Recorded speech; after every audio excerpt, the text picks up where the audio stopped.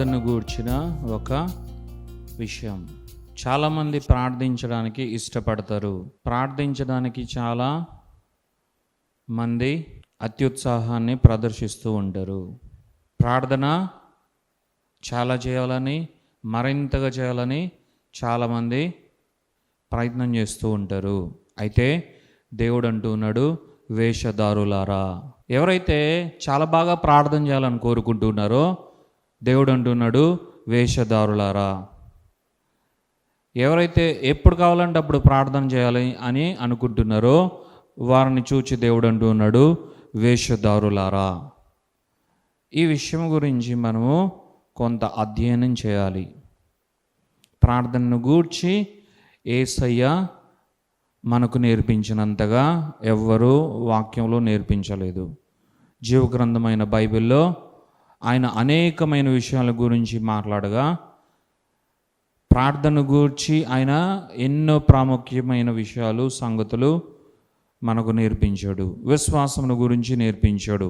అలాగా అనేకమైన విషయాలు ఆయన మనకు నేర్పించాడు. అయితే ప్రార్థన గూర్చి జీవగ్రంథమైన బైబిల్ అంతా ఎక్కడ చూసినా ఉంటుంది.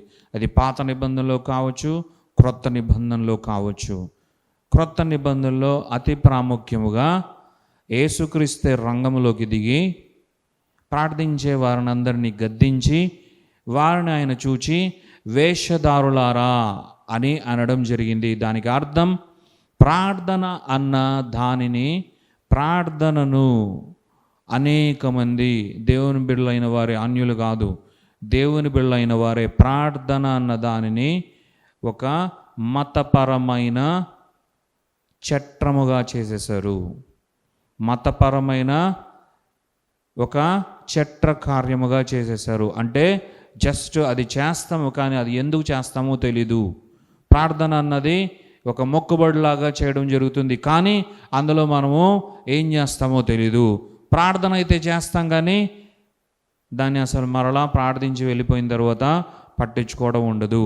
ప్రార్థిస్తాం, కానీ అందులో మనం ఏం పెడతామో తెలీదు. అందుకే యేసుక్రీస్తు ఇలాంటి వారిని 2000 సంవత్సరముల క్రితమే ఆయన చూచి అన్నాడు, వేషధారులారా, మీరు ప్రార్థించుటకు తెగ ఉత్సాహపడుతూ ఉన్నారు, ప్రార్థించడానికి మీరు చాలా యాక్టివ్గా ఉన్నారు అని వారిని గూర్చి కొన్ని విషయాలు ఆయన మాట్లాడడం జరిగింది.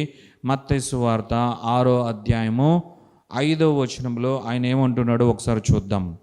యేసయ్య అంటున్నాడు, మీరు ప్రార్థన చేయనప్పుడు వేషధారుల వలె ఉండవద్దు. ఇది మనం గమనించాలి. ఇది నేను చెప్పట్లేదు, యేసయ్య అంటున్నాడు. మత్తయి సువార్తలో ఆయన ఏమంటున్నాడో ఒకసారి ఆలోచిద్దాం. ఎవరైతే ప్రార్థిస్తున్నారో ఎక్కువగా వారిని యేసయ్య అంటున్నాడు, వేషధారులారా.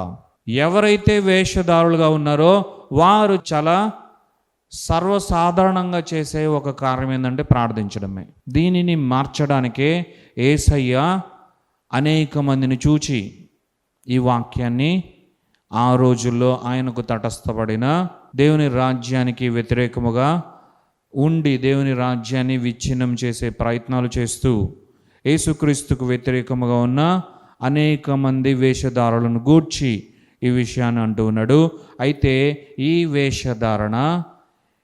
వేషధార స్థితి ఇప్పుడు అది మన కాలములో కూడా సర్వసాధారణం అయిపోయింది.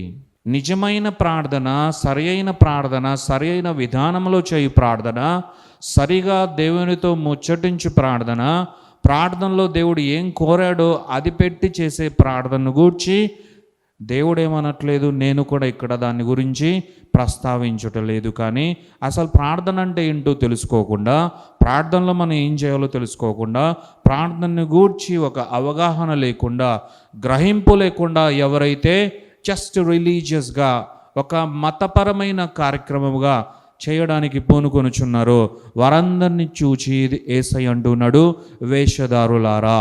అయితే ఎవరైతే విశ్వాస సహితంగా ఉండి ప్రార్థన అంటే ఏంటో మాకు నేర్పించి ప్రభు అని ముందుకు వస్తున్నారో వారిని ఆయన ఏమంటూ ఉన్నాడు అంటే, మీరు ప్రార్థన గురించి తెలుసుకోవాలి అంటే మొదట వారిలాగా ఉండొద్దండి.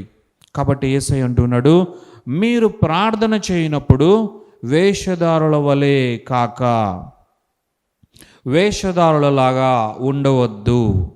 మనుష్యులకు కనబడవలనని సమాజ మందిరములలోనూ వీధుల మూలలలోనూ నిలిచి ప్రార్థన చేయుట వారికి ఇష్టము. అంటే ఎవరినైతే యేసయ్య వేషధారులు అంటూ ఉన్నాడో, ఎవరైతే ఇలాంటి స్థితిలో ఉన్నారు అని అనుకుంటున్నారో వారు మనుషులకు కనిపించాలి అని ప్రార్థన చేస్తారు. Actually prayer is towards God. We pray to God. Prayer is unto God. మన ప్రార్థన దేవునితో, మన సంభాషణ దేవునితో. మనం ప్రార్థించేది దేవునికి వినిపించేందుకు, దేవునికి తెలియడానికే మనం ప్రార్థిస్తాం. కానీ వేషధారుల్లాగా ప్రార్థించే అనేక మంది మనుషులు చూస్తున్నారా లేదా, ఓకే ఇప్పుడు మనం ప్రార్థిద్దాం అని మనుషుల మధ్యలో ఎక్కడ గుంపుగా ఉంటే అక్కడ, ఎక్కడ ఎక్కువ మంది చేరితే అక్కడ, ఆ రోజుల్లో సంత వీధుల్లోనూ ఇక్కడో అక్కడో, ఎందుకంటే వారు కూడా యూదులే కాబట్టి యూదులైన అనేక మందిని వారిని చూచి మెచ్చుకోవాలి. వారిని చూసి వావ్ వండర్ఫుల్, ఎంత మంచి భక్తుడు ఈయన, చాలా పెద్ద భక్తి అయ్యింది అని అనుకోవాలి అని వారు అనేక మంది కనిపించేలాగా చేసేవారు. అయితే ఈ రోజుల్లో అది లేదా? ఈ రోజుల్లో అది మరింత ఎక్కువగా ఉంది. ఈ రోజుల్లో అనేక మందికి కనిపించడానికి కొంతమంది చేస్తే, అనేక మంది దృష్టిలో పడడానికి కొంతమంది చేస్తే, నా ప్రార్థన ఎంత పవర్ఫుల్లో చూడు అని కొంతమంది చేస్తే, కొంతమంది ఆయనకన్నా నేను చాలా గొప్పగా గ్రేట్గా చేస్తానని కొంతమంది చేస్తే, అందుకే దేవుడు if God doesn't contain a substance what God needs in prayer, he is calling this prayer a hypocritic prayer. దేవునికి అవసరమైన పదార్థము ప్రార్థనలో ఉండకపోతే అప్పుడు దేవుడు ఆ ప్రార్థనను వేషధారి అయిన ప్రార్థనగా, వేషధారి యొక్క మనస్తత్వంతో కూడిన ప్రార్థనగా దాన్ని ఆయన పరిగణలోకి తీసుకుంటూ ఉన్నాడు. వేషధారుల వలె ప్రార్థిస్తున్నారు అని ఆయన అంటూ ఉన్నాడు. ఇందులో మనం జాగ్రత్త వహించాలి. అంటే మన ప్రార్థన దేవునికి కనిపిస్తే చాలు మన ప్రార్థన, దేవునికి వినిపిస్తే చాలు మన ప్రార్థన. మన దృష్టి దేవుని పైన ఉంచితే చాలు, దేవుని నామానికి మహిమ కలుగునుగాక. అంత మాత్రమే కాదు, 7లో ఈ విధముగా ఉంది, మీరు ప్రార్థన చేయనప్పుడు అన్యజనుల వలె వ్యర్థమైన మాటలు వచింపవద్దు. విస్తరించి మాటలాడుట వలన తమ మనవి వినబడునని వారు తలంచుచున్నారు. ఇంకొక కీలకమైన విషయాన్ని యేసయ్య ఆయన బిడలైన వారికి తెలియపరుస్తున్నాడు. ఏంటో తెలుసా? అయితే మీరు ఒకటి వేషధారులాగా మీరు ప్రార్థన చేయొద్దు. వారు వాళ్ళకి వారికి రికార్డ్ అవ్వాలని, రికార్డ్స్ మీద రికార్డ్స్ బీట్ చేయాలని ప్రార్థన చేస్తారేమో. అయితే మీరు అలా చేయొద్దు. ఇంకొక కీలకమైన విషయాన్ని కూడా ఆయన 7లో చూపిస్తున్నాడు. ఆయన ఏమంటున్నాడు తెలుసా? అన్యజనుల వలె మీరు వ్యర్థమైన మాటలను పలకొద్దు. అంటే దాని అర్థం వ్యర్థమైన మాటలు, అర్థం లేని మాటలు, ఊరికే మాట్లాడే మాటలు అన్యులే మాట్లాడతారు. మేబీ అది వారి భక్తి సమయంలో కూడా కావచ్చు, అది మనకు తెలియదు వారేం మాట్లాడతారు. కానీ యేసయ్యే డైరెక్ట్గా అంటున్నాడు, అన్యజనుల వలె వ్యర్థమైన మాటలు వచింపవద్దు, ఉచ్చరించొద్దు. మీ ప్రార్థనలో విలువైన మాటలు ఉండాలి. నాకు అంగీకారమైన మాటలు, దేవునికి అంగీకారమైన మాటలు ఉండాలి. అంటే దీని అర్థం ప్రార్థనలో మనకు అత్యంత కీలకమైనది మన ఉద్దేశం. మన ఉద్దేశాన్ని ప్రార్థనలో దేవుడు చూస్తూ ఉన్నాడు. ఏ ఉద్దేశంతో మనము ప్రార్థిస్తూ ఉన్నాము, ఏ ఉద్దేశం మనకు కావాలి ప్రార్థనలో? విశ్వాసం అన్న ఉద్దేశం కావాలి. విశ్వాసము మన ప్రార్థనలో ఉందా లేదా? ఊరికనే బ్లా బ్లా బ్లా బ్లా బ్లా బ్లా అని మన ప్రార్థనలో మనము ఏవో వ్యర్థమైన మాటలు పెట్టి మనం మాట్లాడుతున్నాం. కొంతమంది ప్రార్థిస్తారు, అందులో విశ్వాసం ఉండదు. కొంతమంది ప్రార్థిస్తారు, అందులో నిరీక్షణ ఉండదు. కొంతమంది ప్రార్థిస్తారు, అందులో నీరసం ఉంటుంది.